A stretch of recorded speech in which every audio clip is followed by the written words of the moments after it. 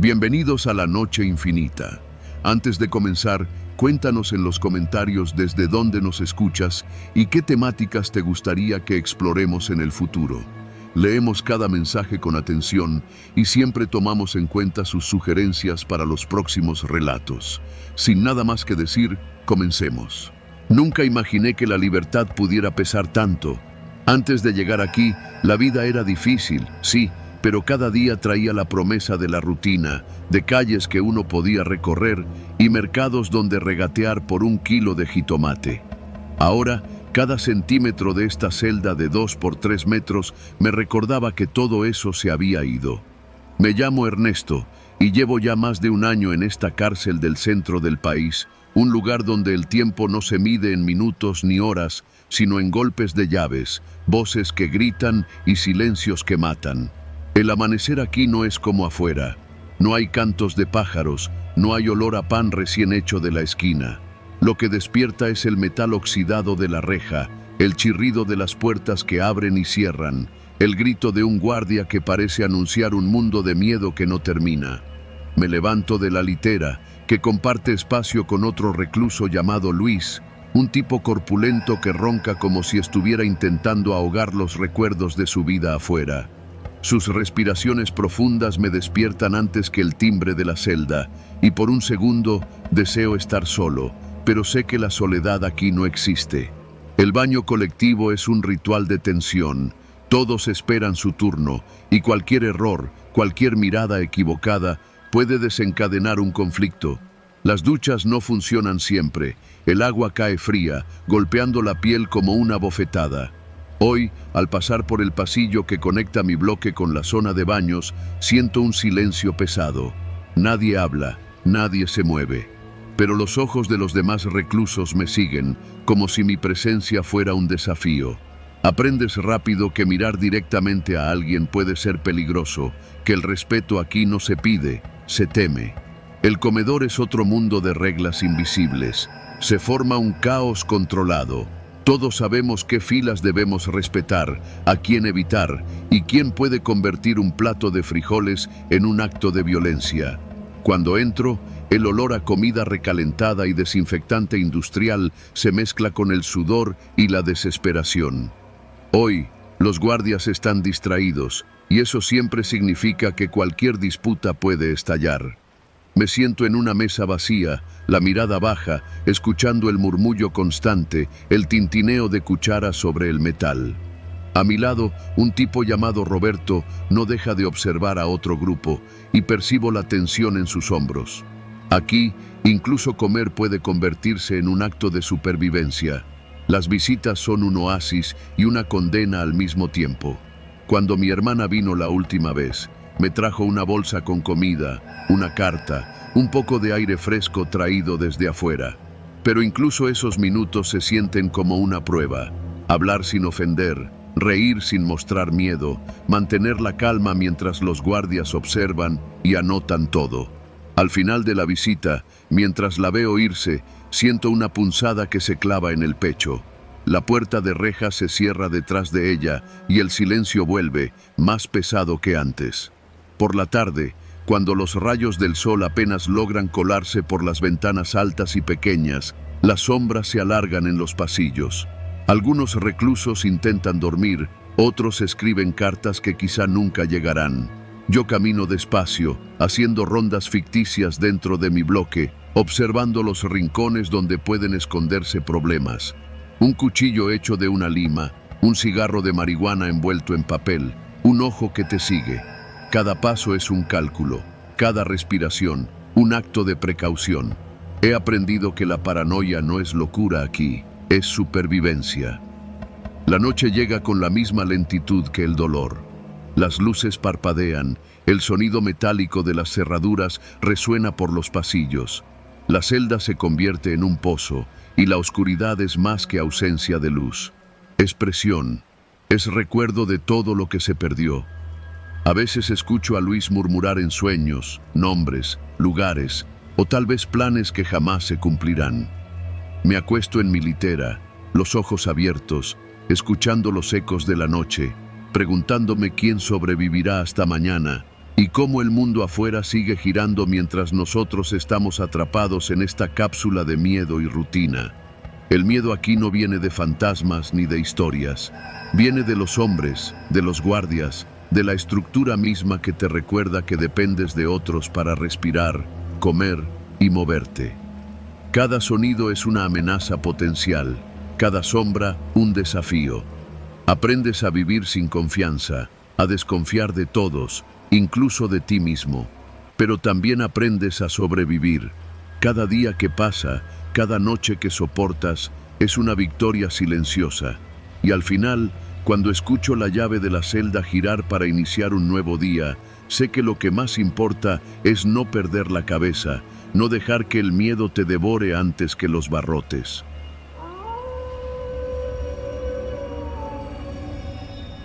Nunca pensé que el frío de una celda pudiera calar tan hondo.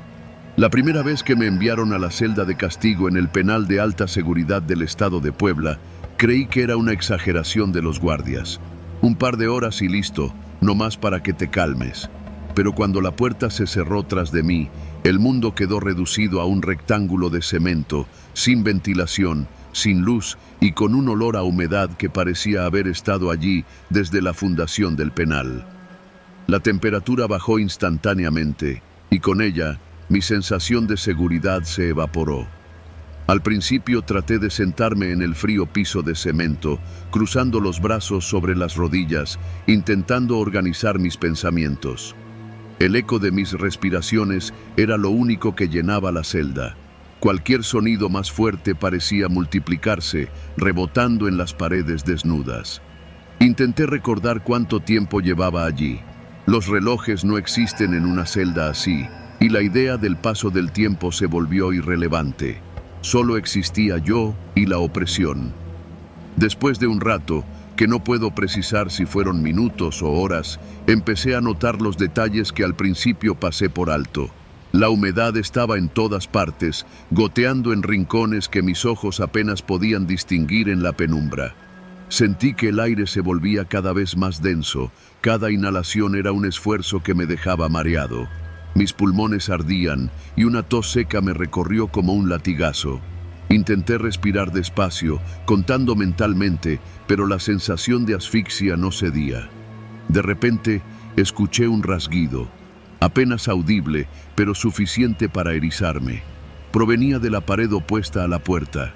Me quedé inmóvil, conteniendo la respiración, y por un instante juré que no había oído nada. Pero el rasguido se repitió, esta vez un poco más fuerte, como si alguien o algo estuviera intentando abrirse camino desde el interior del cemento. Quise gritar, pero mi garganta estaba seca. Solo podía escuchar mi corazón golpeando en mis oídos. Me levanté, tambaleante, recorriendo con las manos la pared. El frío era tan intenso que mis dedos se entumecían al contacto con el cemento húmedo. La oscuridad era absoluta. La celda no tenía ventanas, ni siquiera una rendija por donde la luz pudiera filtrarse. Solo había una puerta metálica, maciza, con una pequeña rendija para pasar la comida, que ahora parecía un portal hacia el mundo exterior, un mundo que sentía tan lejano como otro planeta. El tiempo se volvió una idea difusa. Cada segundo parecía eternidad, y cada eternidad parecía un castigo en sí misma. Intenté recordar algo del exterior, algún sonido normal, el viento en los árboles, el tráfico en la carretera cercana, la voz de mi madre diciéndome algo trivial que nunca imaginé que extrañaría tanto. Pero esos recuerdos parecían burbujas frágiles en medio de la presión de la celda. Se desvanecían antes de poder agarrarlos. De repente, escuché otro sonido. Esta vez no era un rasguido, sino un golpe seco. Provenía del techo, o al menos eso parecía.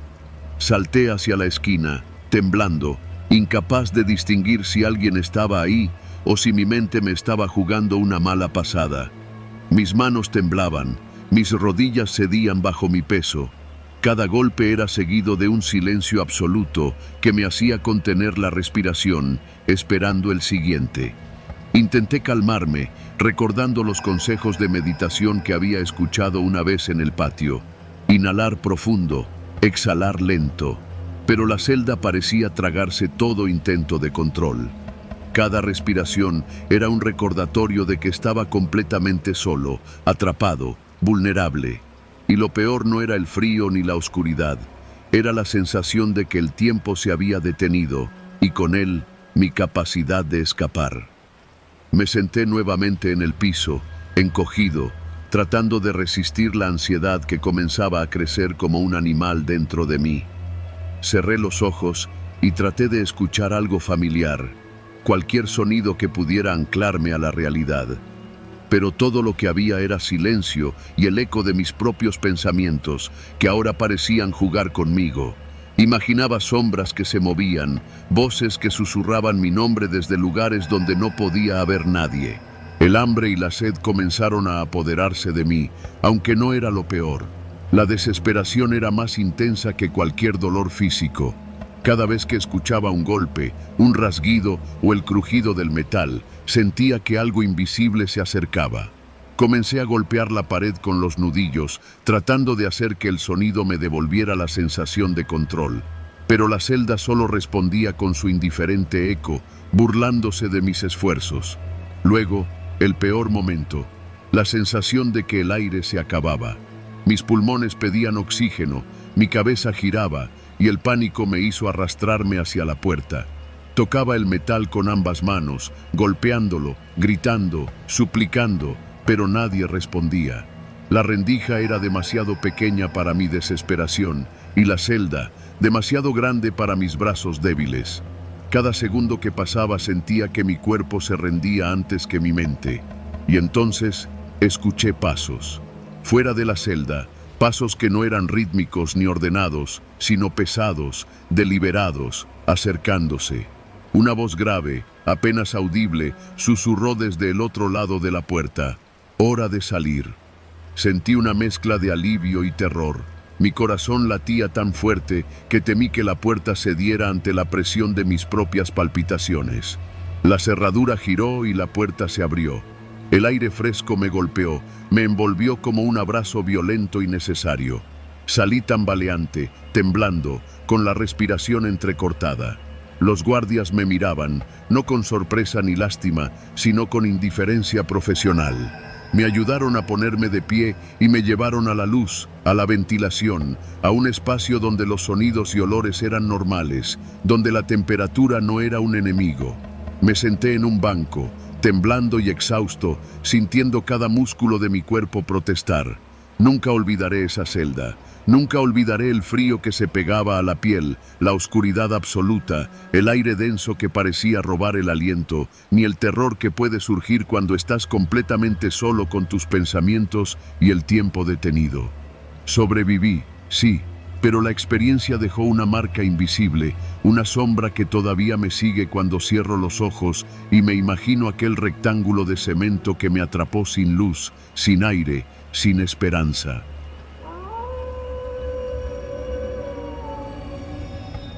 Nunca había experimentado un miedo tan intenso como el que me atrapó aquella noche en la cárcel de máxima seguridad del estado de Puebla. Mi nombre es Rodrigo y había aceptado un trabajo temporal como vigilante nocturno tras la renuncia de uno de los guardias. La mayoría de los internos ya dormían, pero la tensión en ese lugar era palpable incluso en los pasillos vacíos. Las paredes de concreto parecían absorber cualquier sonido y la luz fluorescente titilaba con un zumbido constante que retumbaba en mis oídos. Esa noche, como todas, el apagón estaba programado para la 1 de la madrugada. No es que fuera inusual. El sistema eléctrico de la cárcel estaba anticuado y los cortes eran parte de la rutina. Lo que no esperaba era lo que vendría después. Cuando el reloj marcó la 1, las luces se apagaron de golpe. La oscuridad se hizo absoluta, un manto negro que envolvía cada celda, cada pasillo, cada reja. Durante unos segundos, lo único que escuché fue el zumbido lejano de la electricidad intentando volver y el eco de mis propios pasos apresurados. Intenté encender mi linterna, pero las pilas fallaron. Fue entonces cuando lo percibí. Un golpe seco, como si una puerta metálica hubiera sido arrancada de sus bisagras, resonando desde el bloque central. El caos comenzó casi de inmediato. gritos, golpes y el sonido de rejas siendo forzadas llenaron el aire. Los internos comenzaron a salir de sus celdas, empujando puertas, arrastrando muebles. El apagón les dio la oportunidad que esperaban: escapar del control mínimo que quedaba en sus manos. Corrí hacia el intercomunicador para alertar a mis compañeros, pero no había señal. Todo el sistema de comunicación había caído junto con la electricidad. La adrenalina me impulsó a correr hacia la oficina central.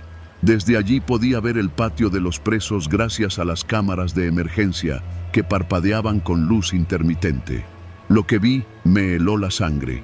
Un grupo de internos había logrado derribar la reja principal del bloque C y se dirigían hacia la puerta de salida con herramientas improvisadas. Entre ellos reconocí a El Chino, un hombre grande y violento conocido por su brutalidad dentro y fuera de la cárcel. Su risa retumbaba en la penumbra, cargada de locura y desafío. Intenté mantener la calma. Tomé un extintor de fuego y corrí hacia el bloque B, donde un guardia había quedado atrapado por un grupo de internos. Sus gritos eran desesperados. Al llegar, me enfrenté a 3 de ellos que habían logrado abrir una celda contigua. No pensé, simplemente actué. Levanté el extintor y lo golpeé contra la barra más cercana, distrayéndolos lo suficiente para empujar al guardia hacia la salida del pasillo. Pero mientras avanzábamos, escuché un sonido distinto, un roce metálico que no venía de los internos que perseguíamos. Giré la cabeza y vi a otro grupo, mucho más grande, que se dirigía hacia nosotros desde la oscuridad del patio central. Su número superaba cualquier cálculo que pudiera hacer. Sus sombras, mezcladas con los destellos de emergencia, parecían moverse de manera coordinada, como si supieran exactamente hacia dónde íbamos. El miedo me empujó a improvisar. Recordé el túnel de mantenimiento que recorría todo el ala este de la prisión. Era estrecho, mal iluminado, pero podía darnos una ventaja. Guié al guardia y nos internamos en él, escuchando a los internos detrás de nosotros, gritando nombres y maldiciones. Cada segundo contaba. El túnel olía a humedad y a aceite quemado. El eco de nuestros pasos era ensordecedor en aquel espacio cerrado. Cuando creí que habíamos logrado alejarnos, un grito cercano me obligó a detenerme. Una sombra se deslizó por la pared y un golpe seco retumbó en mis hombros. Un interno había alcanzado mi brazo. Me revolví, lo empujé con todas mis fuerzas y logré avanzar. El guardia detrás de mí tropezó, pero lo sujeté justo a tiempo. Nos faltaba poco para salir a la zona de contención exterior, donde la seguridad era más fuerte. Al llegar, noté que la puerta principal del bloque este estaba abierta de par en par. Los guardias que quedaban trataban de contener a los internos usando porras y gritos para mantenerlos a raya. Fue un instante. Un interno corrió directo hacia mí con un tubo de metal. Sentí el golpe en mi costado, el dolor agudo que me hizo tambalear, pero logré esquivarlo. Otro guardia lo interceptó y aproveché la confusión para arrastrar al guardia que me acompañaba hacia un lugar seguro. Finalmente, cuando parecía que todo estaba perdido, escuché el sonido de la alarma de respaldo. La electricidad volvió. Las luces fluorescentes llenaron los pasillos, iluminando los rostros de los internos que hasta entonces se movían entre sombras. Algunos se detuvieron, confundidos, otros continuaron, pero la presencia de los guardias restantes y la luz intensa comenzaron a disuadirlos. Con un esfuerzo coordinado, logramos contener la fuga y poco a poco la situación volvió a la calma. Estaba cubierto de sudor, sangre y polvo. Mi corazón no dejaba de latir, pero sabía que estaba vivo. Había sobrevivido a lo que parecía un motín perfecto, una pesadilla que se había materializado en la realidad. Nunca olvidaré los rostros de aquellos hombres en la penumbra, ni la sensación de vulnerabilidad que me atravesó al sentir que no había nada que pudiera protegernos. Esa noche, comprendí que el verdadero terror no era sobrenatural, era el caos, la desesperación y la oscuridad que se apoderaba de un lugar que, aunque construido para contener, podía convertirse en un escenario de muerte en segundos. Y mientras veía cómo la cárcel volvía a su rutina bajo la luz de los focos de emergencia, supe que, A pesar de todo, había sobrevivido.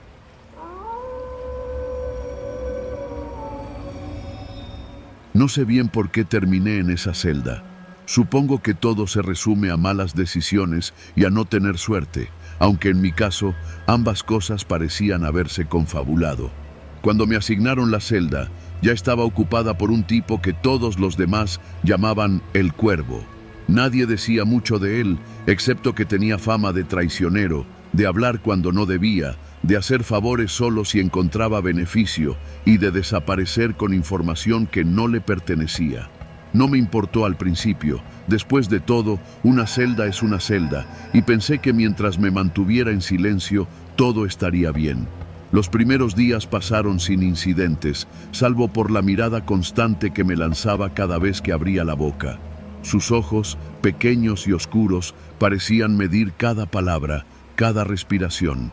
A veces me sorprendía notando cómo inclinaba la cabeza de manera casi imperceptible cada vez que alguien más hablaba en el patio, como si tratara de registrar cada fragmento de conversación para usarlo en mi contra más adelante. Esa sensación, sutil al principio, se convirtió en un malestar que me acompañaba incluso al dormir.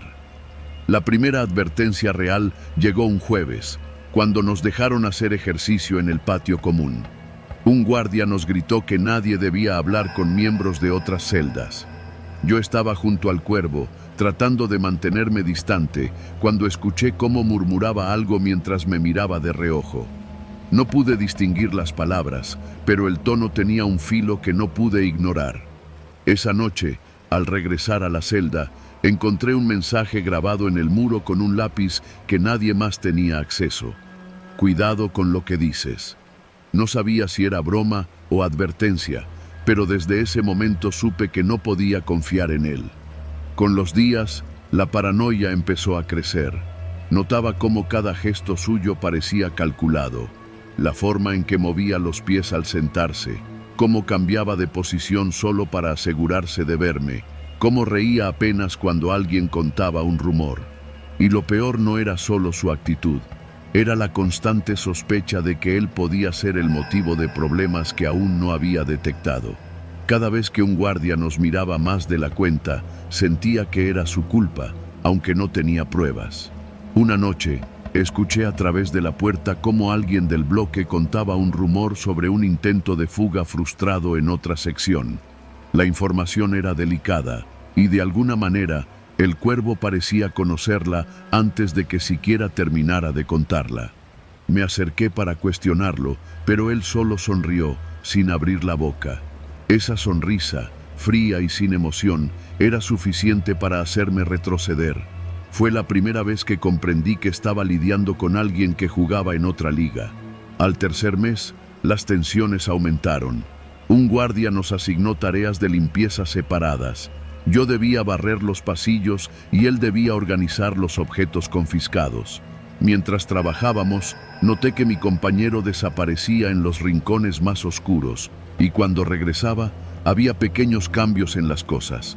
Un lápiz que no estaba antes, un papel doblado de manera diferente, los objetos ligeramente movidos. Sentí que cada movimiento mío era observado y registrado, y la sensación de vulnerabilidad me aplastaba. Comencé a revisar constantemente mis pertenencias, a esconder cualquier cosa que pudiera ser malinterpretada. Pero no importaba cuánto me cuidara.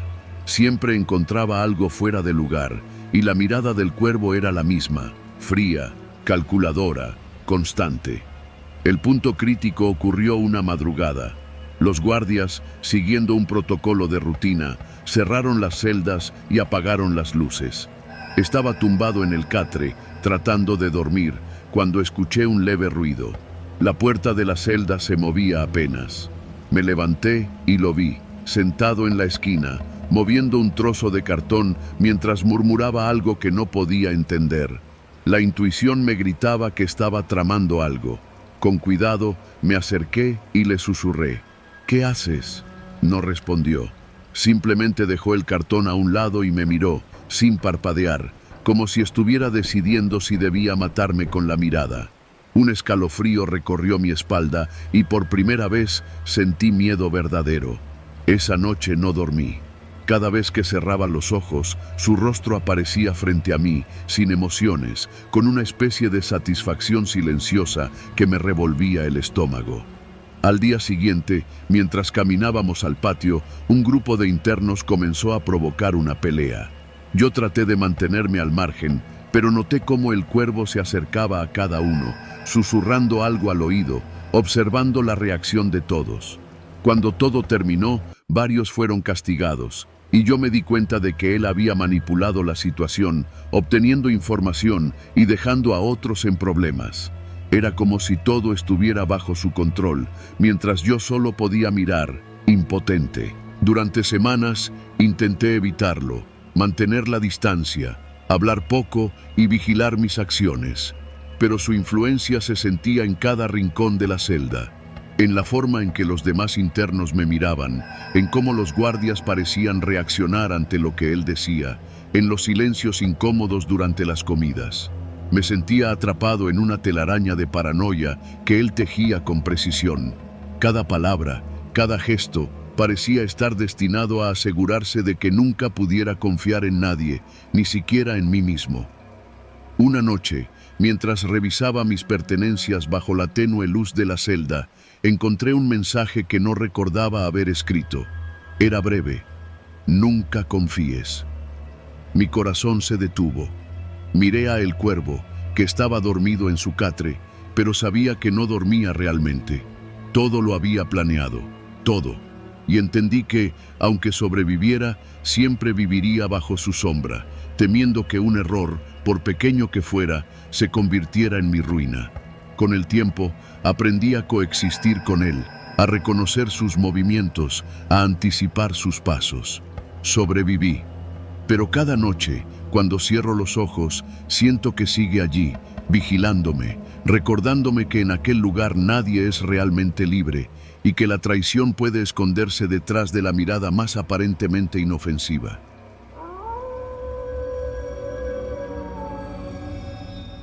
Nunca pensé que un trabajo como guardia en la prisión estatal de Oaxaca me dejaría marcado para siempre. Entré a esa cárcel con la idea de ganarme la vida sin hacer olas, pero rápidamente aprendí que en ese lugar la ley de afuera no valía nada y la justicia interna se medía en dinero y miedo. Los internos lo sabían y los nuevos aprendices, como yo, éramos enseñados por el método más brutal: observar y callar. Mi primer mes fue solo limpieza y rondas, observando cómo los reclusos caminaban con las miradas bajas y cómo los guardias veteranos pasaban junto a ellos con sonrisas torcidas. Lo primero que noté fue la rutina del pase de cuota.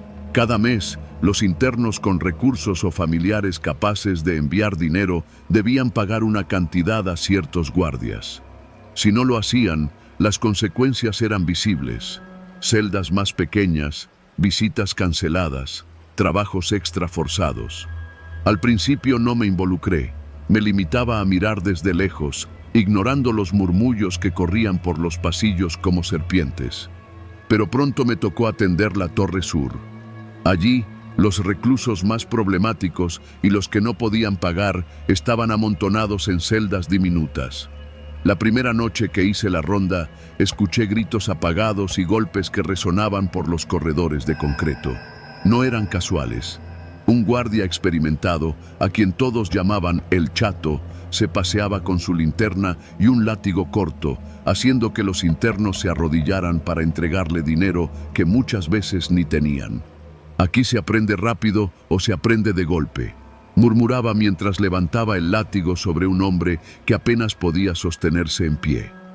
Un día, mientras revisaba la documentación de los internos, llegó un paquete de un familiar de uno de los presos: comida, ropa y algo de dinero escondido entre los billetes. Lo entregué al interno y, como esperaba, apareció el Chato. «Ese paquete no se entrega completo, chico», dijo con voz baja y cargada de amenaza. «Hay que descontar mi parte. Tú ya sabes cómo funciona». Asentí, con la garganta seca. La parte que nos correspondía era suficiente para que el interno pudiera pasar el mes sin sufrir castigos mayores. Lo miré mientras aceptaba los billetes con manos temblorosas. Ese fue el punto en que entendí que nadie era inocente allí, ni siquiera yo. Aprendí a mirar hacia otro lado mientras los reclusos recibían palizas por deudas impagas y a sonreír cuando recibía mi pago mensual por mantener la puerta cerrada en el momento exacto. Con el tiempo, los hechos se hicieron más macabros.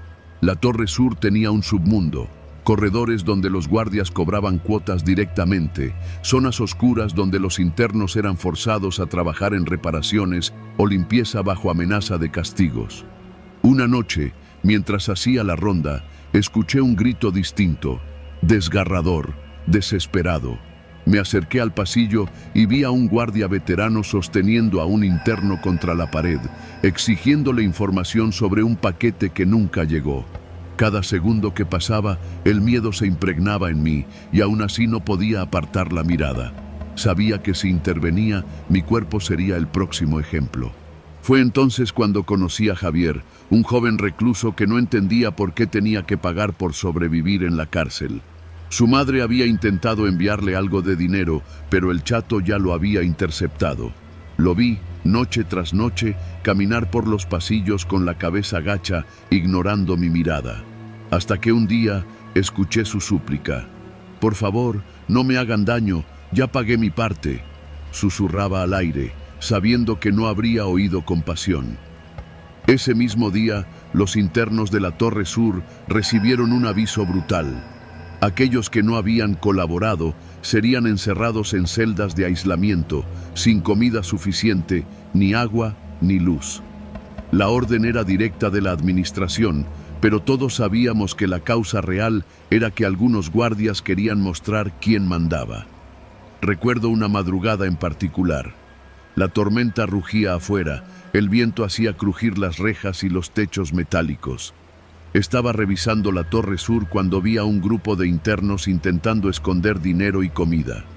El chato apareció de repente y sus pasos resonaban como martillos. Uno de ellos cayó al suelo y lo escuché suplicar mientras los otros lloraban en silencio. No pude moverme. Sabía que cualquier intervención sería la última. Aquel fue el momento que me cambió. Comprendí que la corrupción allí no era un mal menor, sino una enfermedad que devoraba a todos, y yo estaba empezando a formar parte de ella. El miedo me hacía cómplice, pero la conciencia me torturaba.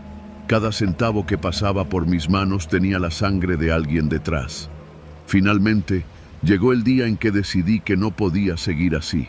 Había aprendido todos los rincones, las rutinas, los horarios de los guardias y cómo se movían por los pasillos.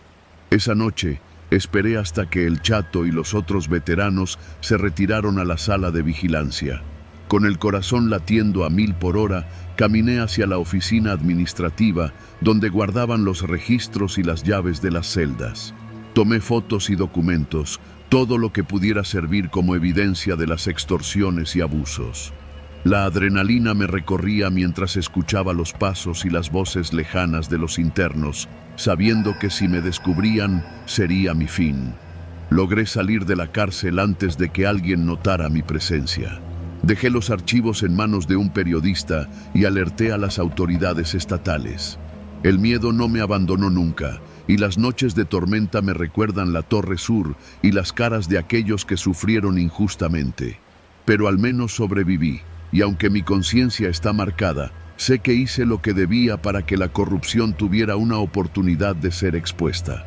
Nunca volveré a mirar una cárcel sin recordar el peso del silencio, del miedo y de la complicidad, y cómo un solo acto de valentía puede cambiar la vida de muchos, aunque deje cicatrices profundas en quien decide actuar.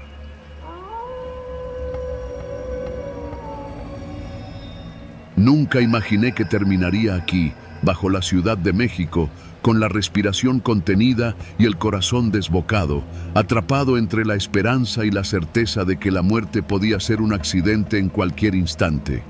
La cárcel había sido dura, pero mis compañeros me advirtieron que lo peor no era el encierro, era el silencio, la soledad y la estructura de hormigón que parecía tragarse los ecos de los gritos. Yo no era un hombre violento, solo un joven que había cometido el error de cruzarme con la gente equivocada. Y ahora, a mis 28 años, estaba a punto de hacer algo que cualquier persona en su sano juicio consideraría imposible. Escapar. Habíamos planeado esto durante semanas. Mis ojos habían recorrido cada pasillo, cada celda, observando los turnos de los guardias, los horarios de comida, el cambio de luces y el movimiento del personal. Conocía cada grieta de las paredes de la vieja sección del penal. Había memorizado hasta la ubicación de los bloques de concreto flojos, los conductos de ventilación y la ligera inclinación de los drenajes. Era un mapa mental grabado a sangre y sudor. Esa noche, el silencio era absoluto. Habíamos logrado que uno de los compañeros nos trajera herramientas de contrabando, un martillo pequeño, una lima y un par de linternas diminutas que apenas iluminaban 1 metro cuadrado frente a nosotros. La celda estaba vacía, los guardias distraídos por la revisión nocturna. Sentí un nudo en el estómago.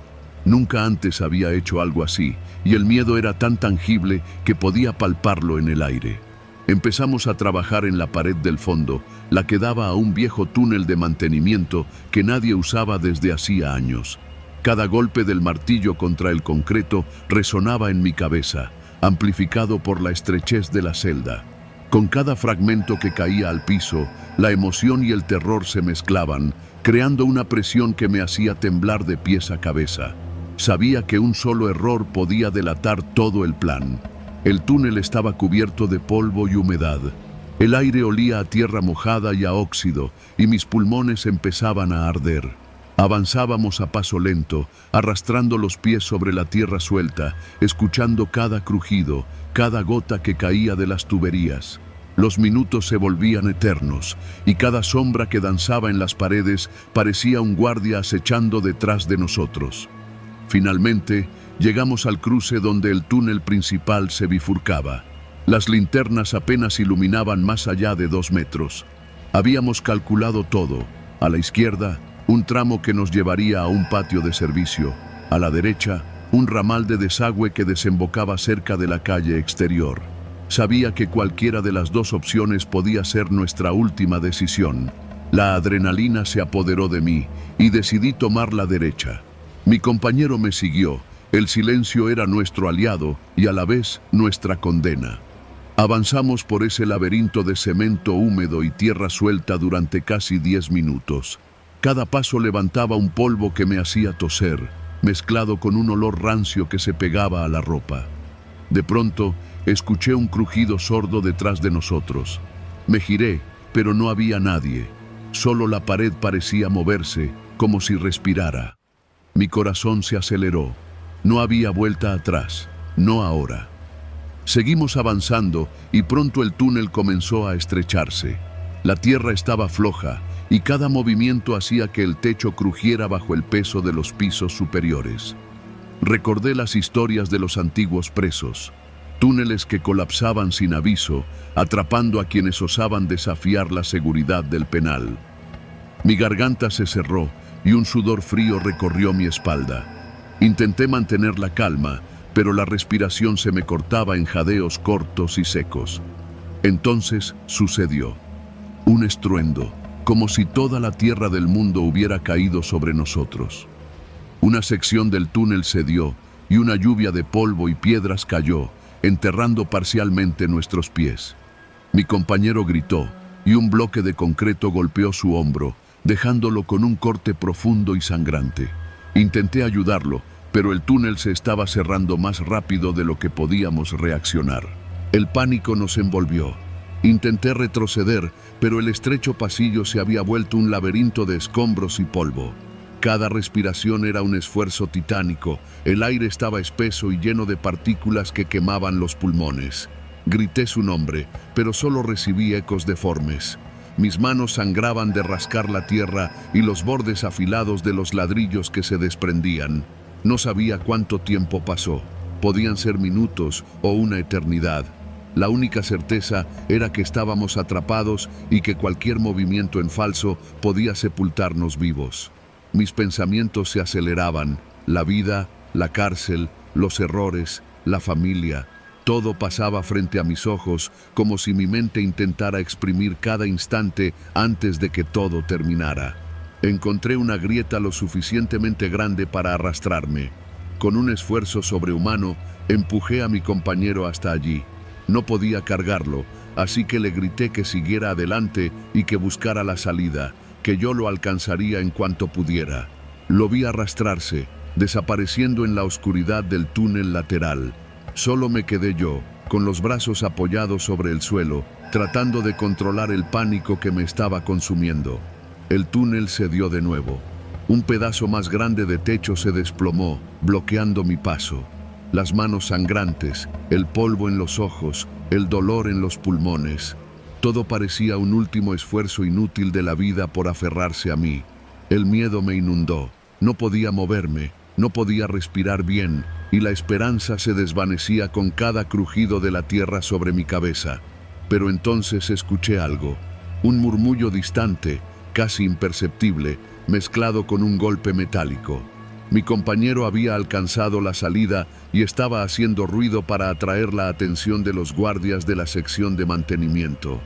Aún atrapado parcialmente, sentí un rayo de esperanza. Con movimientos lentos y calculados, empujé la tierra y el escombro que bloqueaban mi camino, arrastrándome hacia la grieta por donde había desaparecido.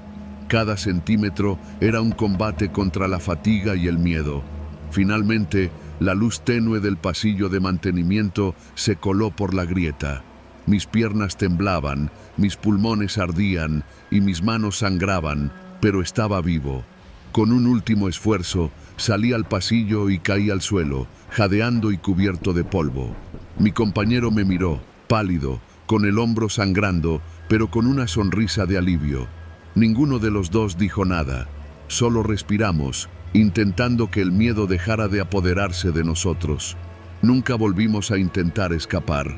La cárcel seguía siendo un monstruo de concreto, pero entendimos algo crucial esa noche. La libertad no siempre se obtiene con coraje. A veces solo sobrevive quien logra controlar el miedo y aceptar que la vida puede depender de centímetros de cemento y toneladas de tierra.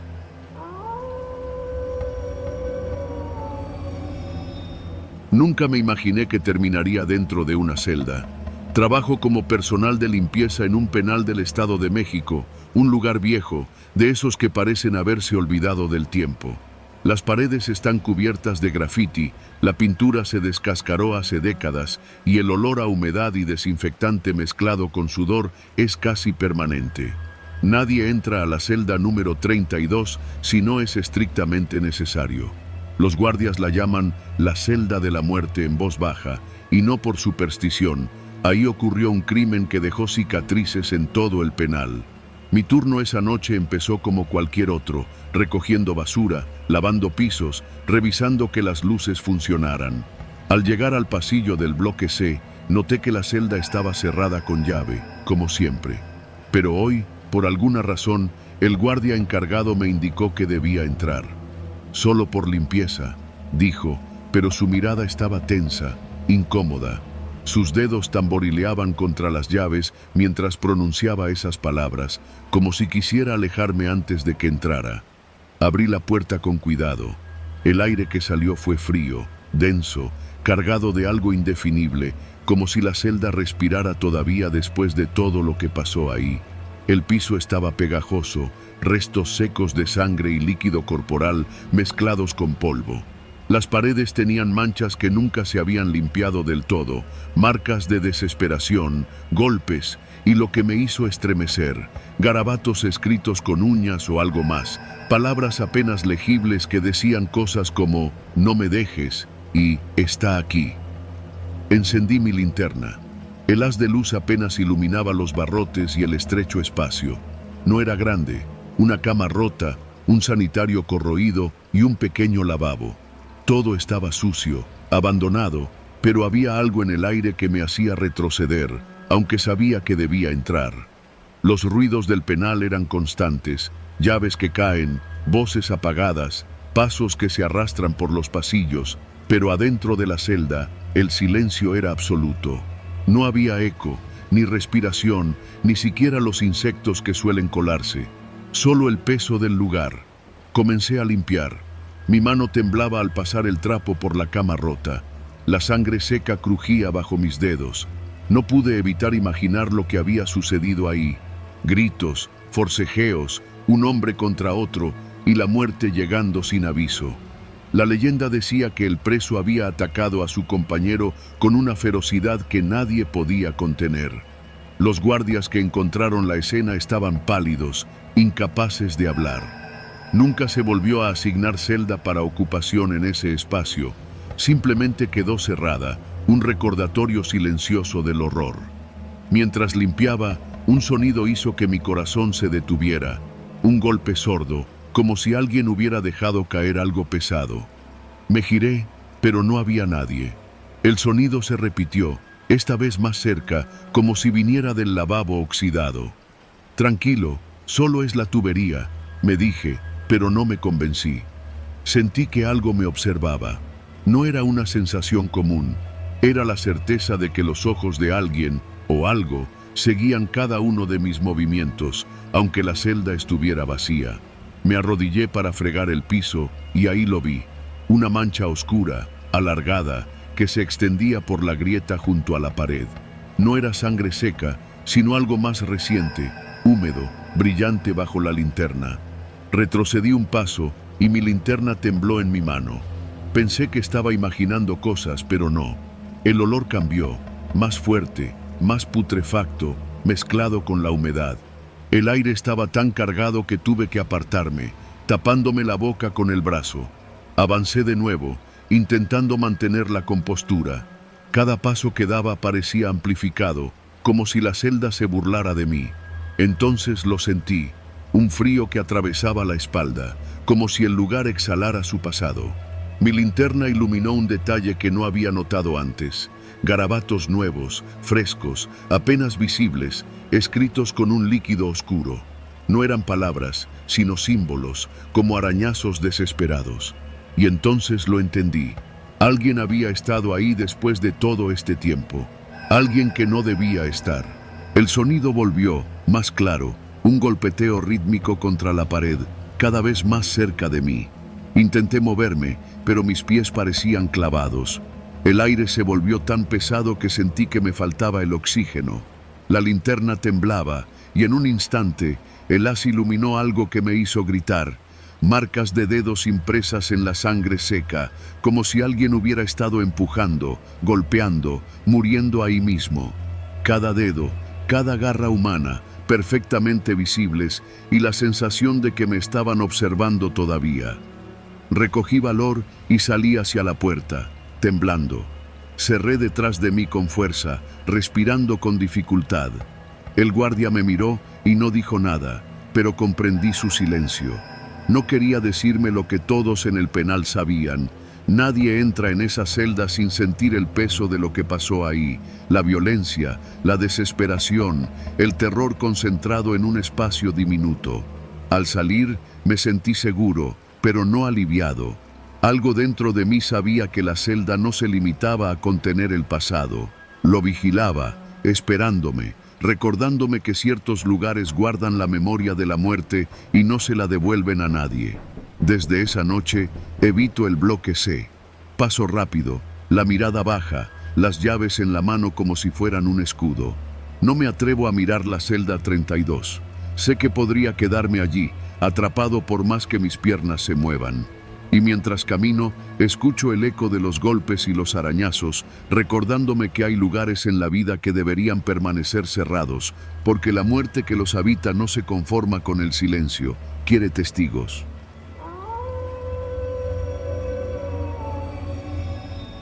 Nunca imaginé que acabaría en un lugar así. Cuando me arrestaron por aquella confusión en la calle, todavía pensaba que sería cuestión de unas horas, tal vez un día. Me equivoqué. Me llevaron a una cárcel del centro de la ciudad que ya desde la entrada olía a desesperación. El aire estaba cargado de humedad, sudor y un rastro acre que quemaba la garganta. El guardia me empujó junto con otros recién llegados a un patio repleto de hombres. Conté más de 100 cuerpos en un espacio que apenas alcanzaba para 50. Los barrotes crujían bajo la presión de todos nosotros, y enseguida sentí cómo mi propio espacio desaparecía. Al principio traté de mantener la calma. Intenté encontrar un rincón donde poder apoyar la espalda y respirar sin sentirme aplastado por cuerpos ajenos. Pero era imposible. Cada movimiento de alguien más provocaba un efecto dominó. Un empujón aquí, un brazo chocando allá, insultos murmurados que rápidamente se convertían en gritos. Un hombre mayor detrás de mí se quejaba constantemente, mientras otro joven de aspecto rudo intentaba abrirse paso con codazos que dejaban moretones instantáneos. No tardé en darme cuenta de la regla no escrita de aquel lugar. Quien no lucha por su espacio, lo pierde. Me obligué a moverme, a empujar sutilmente a quien se acercaba demasiado, a proteger un poco de aire para mis pulmones. Una pelea estalló a pocos metros de mí. No por odio, sino por desesperación. Dos hombres se estaban golpeando con todo lo que tenían, puños, codazos, incluso los barrotes del patio como arma improvisada. Nadie intervino. Cada uno estaba demasiado ocupado sobreviviendo como para ayudar a otro.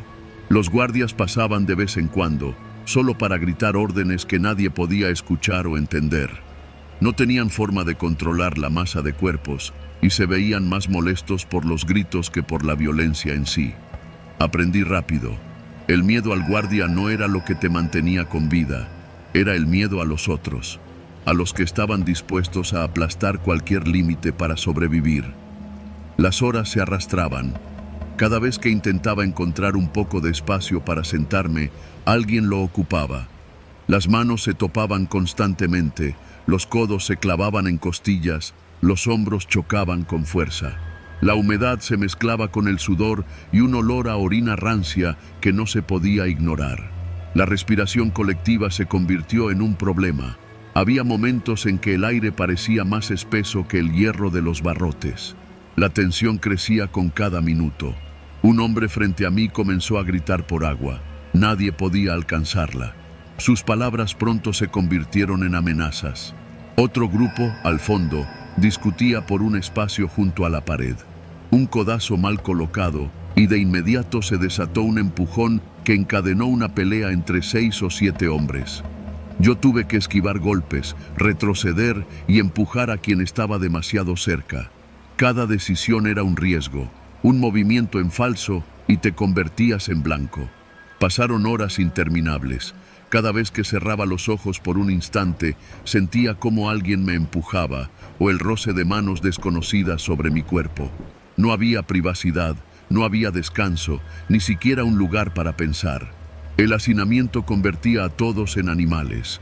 Los murmullos se volvían gritos, los empujones se volvían golpes, y la violencia no era una elección, sino un instinto de supervivencia. Intenté encontrar aliados. 2 hombres más jóvenes parecían entender la necesidad de un espacio compartido. Formamos una especie de triángulo, protegiéndonos mutuamente de los empujones más fuertes. Pero era temporal. Cada vez que alguien nuevo entraba, todo se reacomodaba. No había reglas, solo la ley de la fuerza. En un momento, un hombre mayor, con mirada desesperada, me empujó directamente contra la pared. Sentí el golpe en la espalda y en las costillas, y tuve que luchar no solo por el espacio, sino por no caer y ser aplastado por la multitud que avanzaba detrás de mí. Lo peor llegó durante la noche. La poca luz de bombillas sucias hacía que las sombras se mezclaran, y los movimientos de los hombres parecían más rápidos, más impredecibles. Un grupo comenzó a pelear por una colchoneta húmeda que alguien había logrado conseguir. La pelea escaló hasta que todos estaban involucrados, empujando, gritando y golpeando. Respiraba con dificultad, las costillas me dolían y mi mente luchaba por no sucumbir al pánico. Comprendí algo. No podías ganar contra todos, solo sobrevivir a cada minuto. Finalmente, tras lo que parecieron siglos, los guardias trajeron comida en bandejas de metal. La comida, escasa y fría, no calmó a nadie. Solo provocó más empujones y gritos. Todos querían un pedazo y la lucha por espacio volvió inmediata. Observé cómo un hombre era derribado y pisoteado mientras otros intentaban arrebatarle su ración. Me aparté, evitando contacto directo, y logré tomar un poco para mí, consciente de que cualquier distracción podía costarme caro. Cuando la madrugada llegó, los cuerpos comenzaron a moverse con más lentitud. La fatiga era evidente, nadie tenía fuerza para luchar tanto y el aire comenzó a sentirse un poco más respirable. Había sobrevivido al primer día, pero la lección estaba clara. En un lugar así, la cárcel no es solo castigo, sino un experimento de la supervivencia humana. Cada minuto, cada empujón, cada codazo, te enseñaba a mantener tu espacio, a anticipar movimientos, a proteger tu cuerpo a toda costa.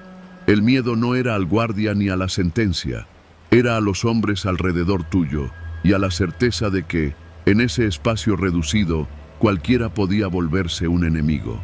Cuando finalmente me dejaron dormir sobre el suelo húmedo, mi espalda dolorida y mis pulmones saturados, juré que nunca más daría por sentado el aire libre ni la libertad de un paso. Había sobrevivido, sí, pero sabía que mañana sería otro día de peleas, empujones y miedo. La cárcel no castigaba solo por tus actos, sino por tu capacidad de resistir la presión, el hacinamiento y la violencia de quienes compartían el espacio contigo. Y sobreviví. Pero cada vez que cierro los ojos, puedo sentir el peso de cuerpos desconocidos sobre mí, los empujones que aplastaban mis costillas y la certeza aterradora de que no hay lugar seguro cuando la humanidad se reduce a centímetros de aire y un espacio mínimo para respirar.